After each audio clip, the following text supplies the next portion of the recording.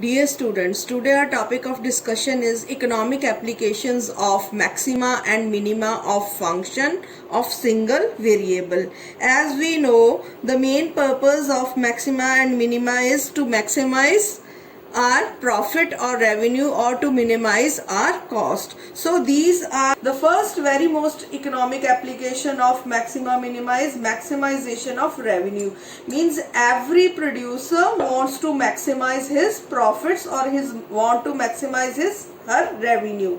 So here R is representing total revenue. R is price into quantity. So revenue is price into quantity.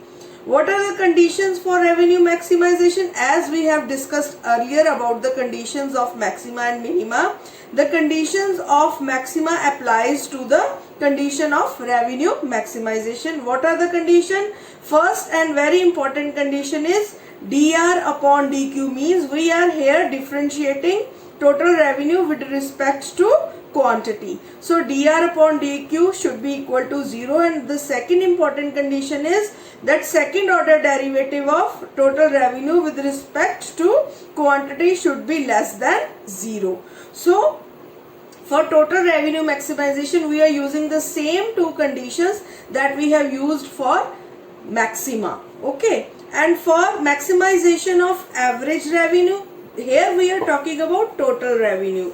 Now for average revenue conditions are same. Here instead of R we are taking AR. R represents total revenue. Here AR represents average revenue. So here we are talking about average revenue. Conditions are same. First order condition should be equal to 0 and second order condition it should be less than 0. So these are the conditions for maximization of the revenue. Now we are talking about minimization of the cost. As producer wants to maximize his revenue, they wants to minimize their cost. So here cost is a function of output. So C represents total cost, Q represents output. Here what are the conditions for minimization? Same as we have used the conditions for minima. What first condition is dc upon dq is equal to 0. First order derivative of cost with respect to quantity should be equal to 0, and second order derivative of cost with respect to quantity should be greater than 0. One thing keep in mind, it should be positive. It should be greater than 0 and positive. And similarly, as we are talking about total cost, minimization of total cost, we can minimize average cost. Same conditions. Here we are derivating average cost with respect to output, and second order derivative should be greater than 0 and positive. Similarly, we can find out average variable cost and marginal cost.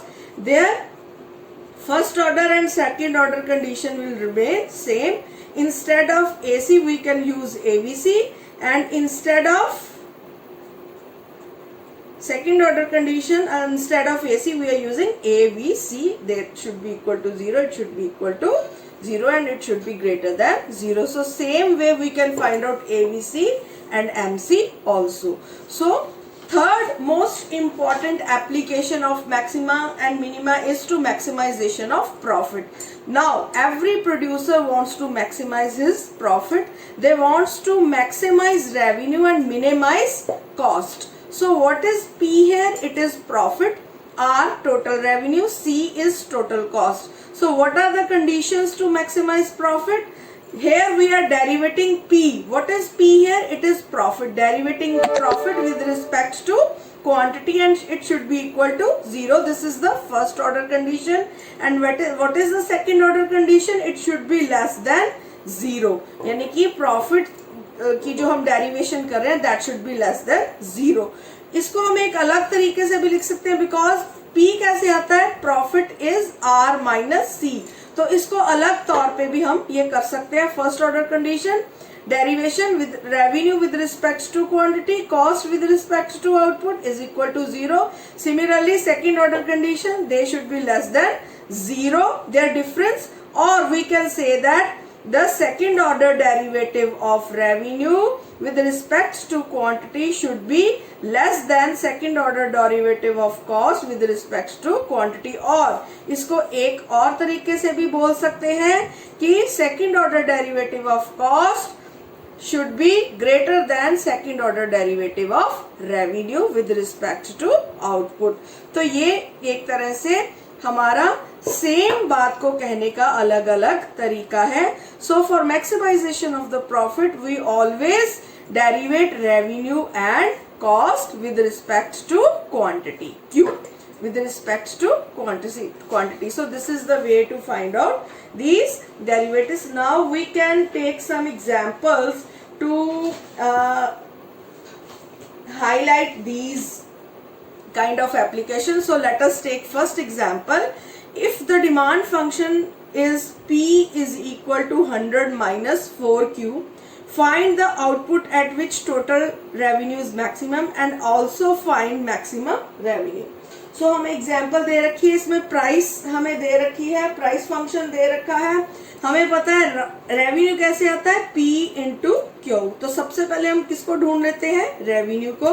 तो revenue हमारे पास कितना आ जाएगा, that is 100 minus 4Q, P की value है हमारे पास, into Q. तो ये हमारे पास आ गया 100Q माइनस 4Q स्क्वायर. तो ये हमारे पास आ गया. अब नेक्स्ट स्टेप हम क्या करेंगे, different first order condition differentiate with respect to what, Q.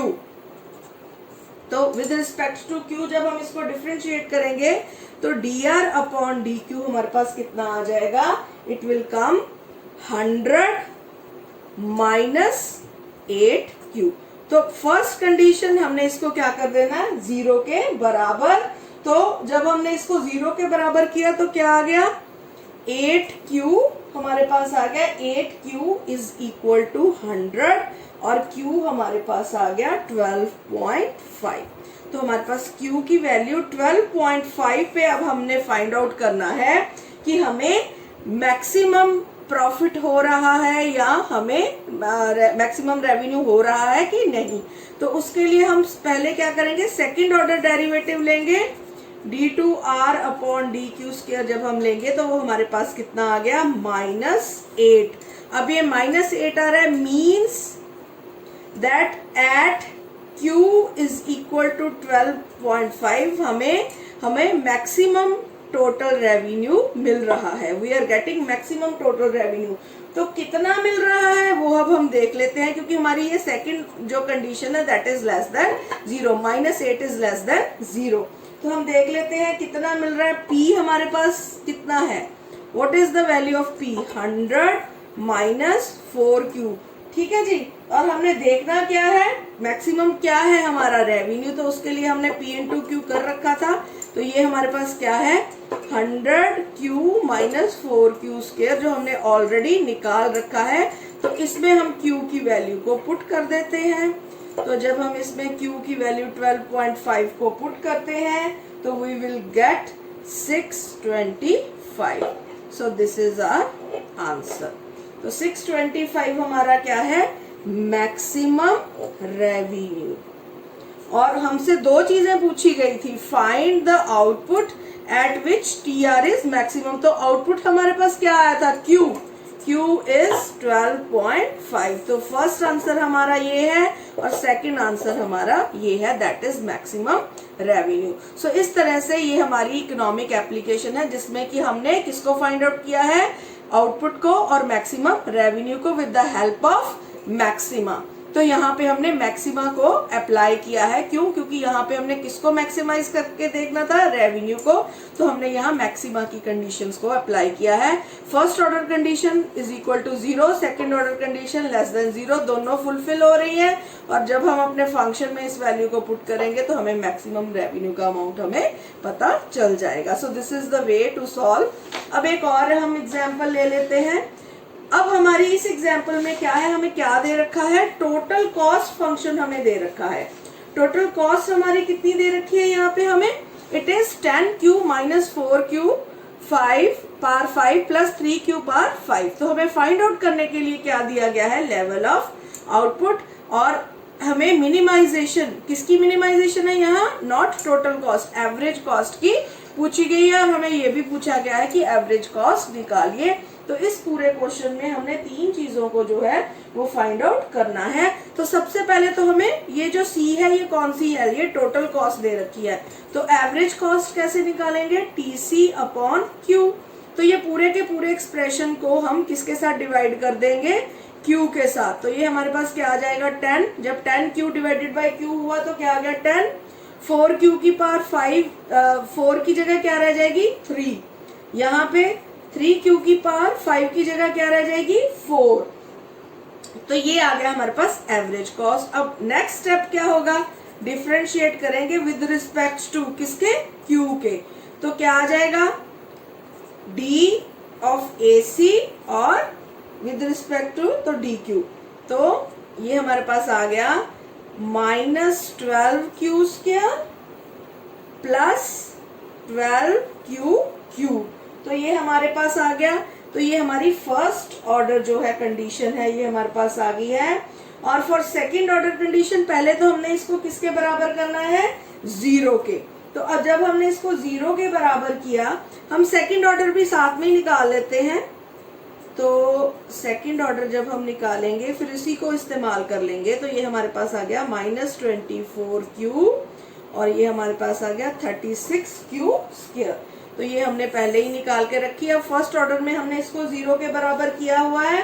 जब हमने 0 के बराबर किया तो अब हमने इसमें से निकाला है, मान लीजिए हम 12Q स्क्वायर को बाहर निकाल लेते हैं इसमें से, तो अंदर क्या रहा -1 और क्या बच गया 1Q इज इक्वल टू 0। तो ये हमारे पास आ गया Q इज इक्वल टू 1। ठीक है जी। तो जब हमारे पास क्वांटिटी 1 आ गई, मीन्स की Q की वैल्यू जो है वो क्या है, Q is equal to 1। That means जब हमने Q1 को सेकंड ऑर्डर डेरिवेटिव में जब पुट करेंगे तो हमारे पास क्या आ जाएगा, -24 1 प्लस 36 1। तो ये हमारे पास कितना आ गया, ये पॉजिटिव आ गया 12। तो 12 इज greater than 0। That means at Q is equal to 1 हमारी एवरेज कॉस्ट क्या है, मिनिमाइज हो रही है। सो कितनी है एवरेज कॉस्ट, अब हमने जो एवरेज कॉस्ट का फंक्शन निकाल रखा था 10 - 4, Q की वैल्यू है 1 पुट कर दीजिए प्लस 3 और यहाँ पे भी 1 को पुट किया तो ये हमारे पास आ गया 10 - 4 प्लस 3। तो हमारे पास कितना आ गया, ये हमारे पास आंसर आ गया 13 - 4 यानी कि 9। तो मिनिमम हमारे पास जो एवरेज कॉस्ट है वो क्या है 9। तो ये हमारा जवाब आ गया।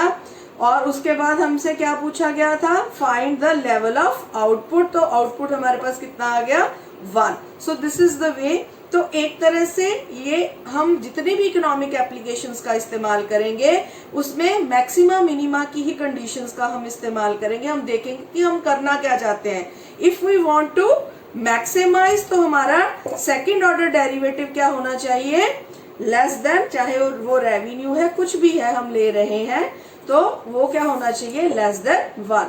और अगर हम मिनिमाइज कर रहे हैं जैसे कि कॉस्ट, तो उस केस में सेकंड ऑर्डर डेरिवेटिव होना चाहिए ग्रेटर देन 0। तो ये 2 मेन चीजें हैं जिसका कि आपने हमेशा ध्यान रखना है जब भी आपने मैक्सिमा और मिनिमा की प्रॉब्लम्स को सॉल्व करना है। So that's it for today. Thank you.